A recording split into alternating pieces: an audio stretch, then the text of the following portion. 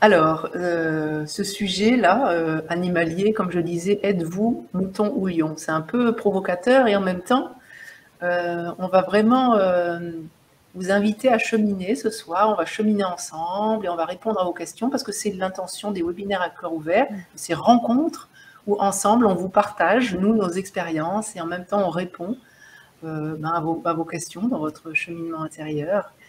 Et bien sûr, je ne sais pas vous, mais en tous les cas, nous, bien sûr, ça peut faire réagir des parents en nous à chaque fois, et notamment, on est pas mal confrontés dans ces périodes-là, qu'on se sent peut-être privé de nos libertés de choisir, qu'on a l'impression de subir la vie, qu'on fait l'expérience de l'impression de ne plus être maître de notre destin, qu'on se fait imposer des choses.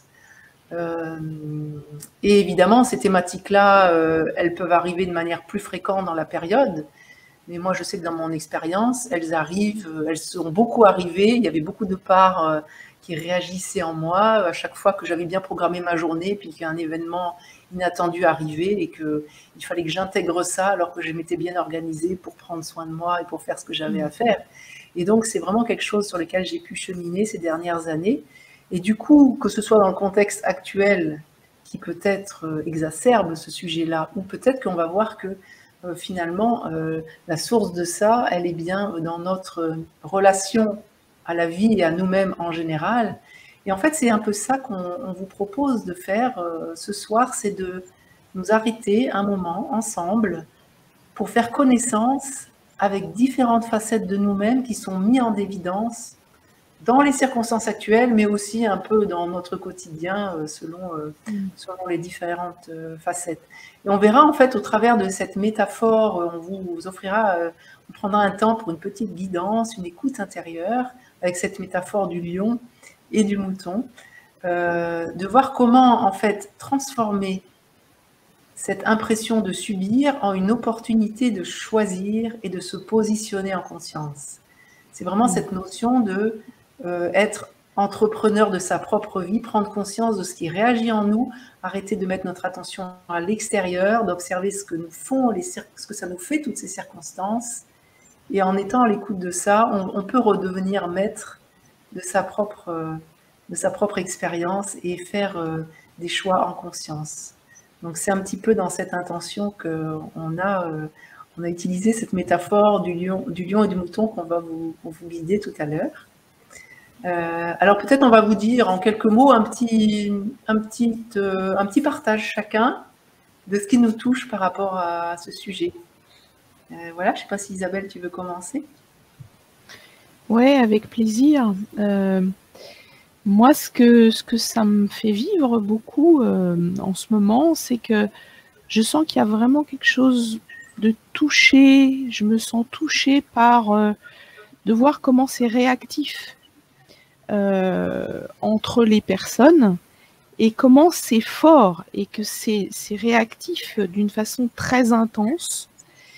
Et ce qui me frappe et enfin, ça me rend triste aussi, c'est de voir que, en fait, de façon générale, et là on peut le constater vraiment beaucoup, on met souvent l'accent sur ce qui nous divise beaucoup plus que ce qui nous lie, en fait. Et du coup, dans les prises de position, entre ceux qui sont d'accord avec ci, ceux qui sont d'accord avec ça, on s'envoie des jugements et des réactions épidermiques à la figure. Oui, vous êtes inconscient de ne pas vouloir ceci ou cela. Oui, vous êtes des moutons et vous ne réfléchissez pas. Et en fait, je l'entends autour de moi, mais je peux aussi observer ça à l'intérieur de moi, c'est-à-dire des moments où je sens vraiment des réactions et où j'ai envie de convaincre les gens qu'ils ont tort, envie de leur montrer que non, c'est pas ça qu'il faut faire. Et donc, si je me relie à ça, en fait, je sens bien que ça part de choses qui ont peur à l'intérieur de moi. Et par exemple, moi, quelque chose qui me fait peur, c'est justement de vivre dans un monde où les gens sont en opposition les uns avec les autres et où on est coupé de notre humanité commune, on pourrait dire. et où on perd cette idée qu'on est tous des frères et des sœurs en humanité, pour être juste dans l'opposition au niveau de nos opinions, de nos idées, de ce qu'il faut faire ou de ce qu'il ne faut pas faire.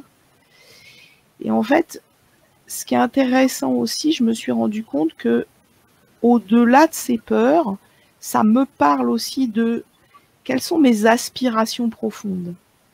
Et que, en fait, j'ai effectivement un élan très fort de vivre cette fraternité, de vivre cette solidarité, de vivre à un niveau où je peux sentir que on est tous frères quelque part en humanité.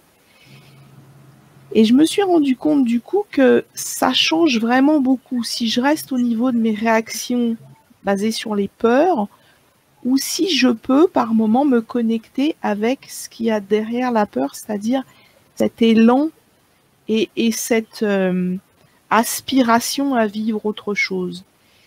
Et du coup, ça éclaire différemment à la fois mes réactions à moi, mais du coup, je peux me connecter aussi aux réactions des autres et à qu'est-ce qu'il y a peut-être derrière leurs réactions. Et puis, ça me permet aussi de mettre en avant ce vers quoi je voudrais aller, plutôt que d'être dans ça j'en veux pas, ça ça m'intéresse pas. Donc voilà, je suis dans toute cette réflexion et ressenti et expérience de tout ce que ça me fait. Évidemment, c'est une période qui est particulièrement riche, on peut dire, et qui vient vraiment solliciter beaucoup à certains endroits. Voilà. Merci Isabelle. Ça me parle beaucoup de tout ce que tu viens de mener. À la fois, c'est une occasion de prendre plus conscience de nos propres réactions et puis de surtout comment on est en relation avec les autres et à partir d'où on est en relation avec les autres et comment on engendre finalement parfois ce qu'on ne souhaite pas. Et voilà, c'est intéressant de voir tout ça, comment notre inconscient peut générer exactement le contraire de ce qu'on souhaite au plus profond de nous-mêmes. Ça, je l'ai vu tellement de fois en relation aux autres, ou alors que je voulais me rapprocher d'eux simplement pour être compris, pour être entendu. Je me suis retrouvé à essayer de les convaincre ou d'essayer de contrôler la situation. Et plutôt que de nous rapprocher, ça nous a éloignés, puisqu'à partir de là, on est chacun dans nos positions, chacun avec nos points de vue, avec cette impuissance tellement profonde d'aller vers ce que j'ai vraiment à cœur.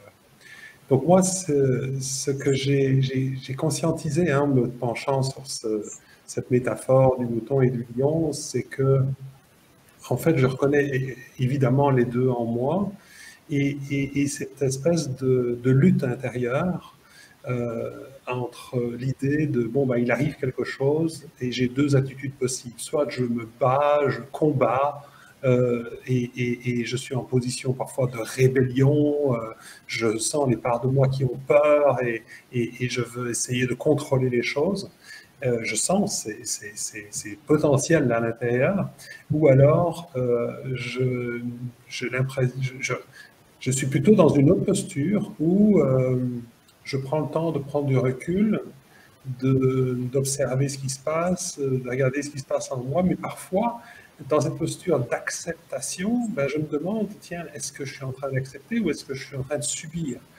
Justement, avec impuissance, c'est-à-dire, est-ce que la posture d'acceptation, c'est pas une posture où on laisse faire, où on laisse aller, où on baisse les bras ? Et l'autre posture, est-ce que c'est une posture de l'ego qui essaye de tout contrôler ? Ce que j'ai remarqué, dans le fond, c'est que ces deux postures-là peuvent être des expressions de conscience comme des expressions de nos peurs. En fait, ça dépend d'où ça part.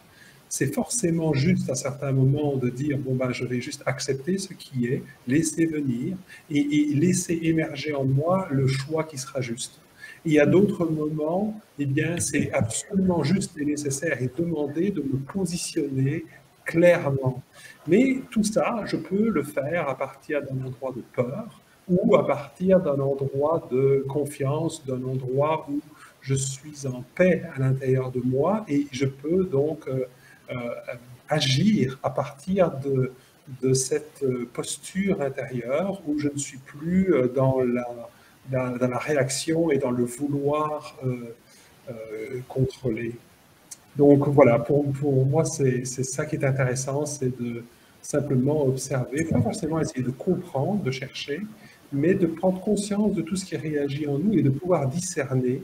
Et ça, pour moi, c'est la spécificité de ce processus que je vis tous les jours, d'amener une attention sur la vie intérieure, c'est de justement pouvoir sentir, puisque quand ça part de peur, il y a des tensions, des crispations, il y a un drainage d'énergie incroyable, des fatigues qui viennent du fait qu'il n'y a pas cette fluidité.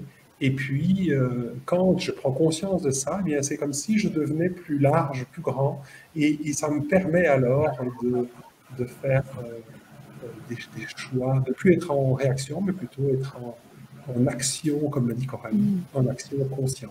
Donc, voilà, ça c'est un petit peu les prises de conscience que j'ai fait pour moi. On va prendre le temps tout à l'heure, tous ensemble, d'écouter, tiens, commencer pour chacun d'entre nous et partager autour de ça. Voilà.